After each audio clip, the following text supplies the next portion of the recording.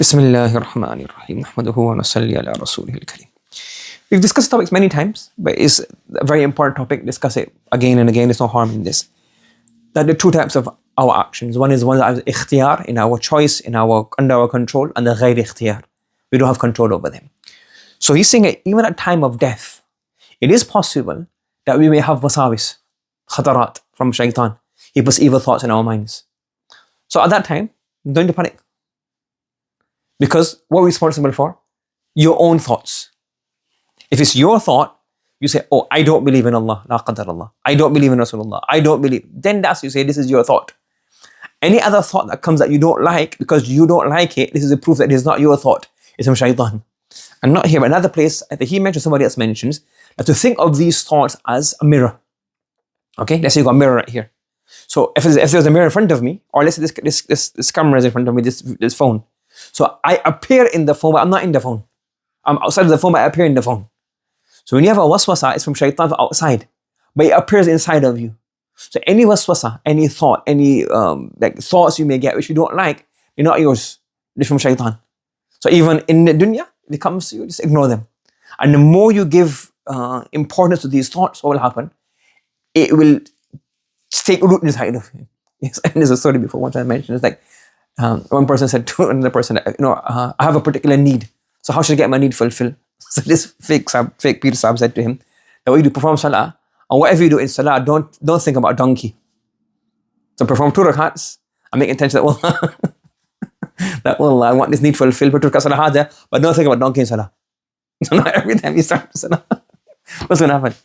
You can think about donkey. You never thought about donkey in salah ever in your life, but because the person said it. So when you make things important, then it starts to come to your mind. So any waswasa that comes into it, just ignore it. The more you give importance to these thoughts, the more it will give harder. So what you do is, any thought that you have in your mind, even at time, if it's your own thought, then this is you need to do to rectify it via knowledge, etc. But other thoughts will keep on coming.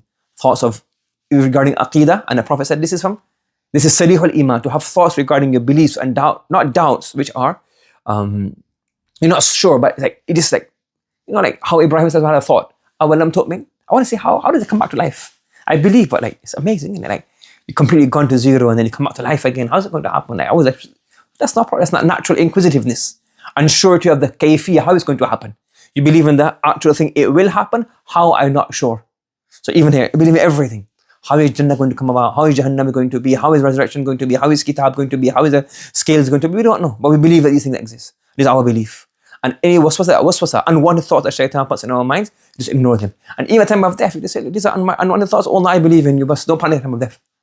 That's when time of death, shaitan has come to you. So, inshallah, it won't happen if you live a life of goodness and piety. Allah will send angels to assist you at that time. So inshallah, they all be good thoughts. But if perchance, Allah wants to even, that's also musibah, isn't it? To have a waswasa. Maybe Allah wants to raise you at time of death by giving you these, by putting shaitan these last thoughts at you. Even that last sabr may elevate your status. So don't worry about it. Say, Allah, I believe in you. All these thoughts are not mine. I believe in you, however you are. I believe in everything you're supposed to believe in. Khalas.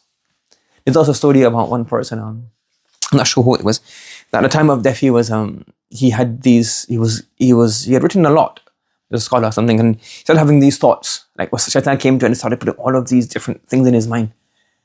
So one of his teachers, he was in another place, so he had the same way Umar radiallahu ta'ala, the mukashafa, that when he was in Medina Munawwara, in Egypt, another place, they were in a war. So he said, Ya Sari al-Jabal. And from Medina Munawwara, his voice reached that place. And when they came back, he said, yes, we heard Umar's voice. He said, Ya Sariya, he heard the voice, Ya al-Jabal. That, oh Sariya, take refuge in the mountain, put the mountain towards your back. And we heard that voice and we went to the mountain and we were victorious. So sometimes Allah subhanahu wa ta'ala just says, via a phone, your message can go across.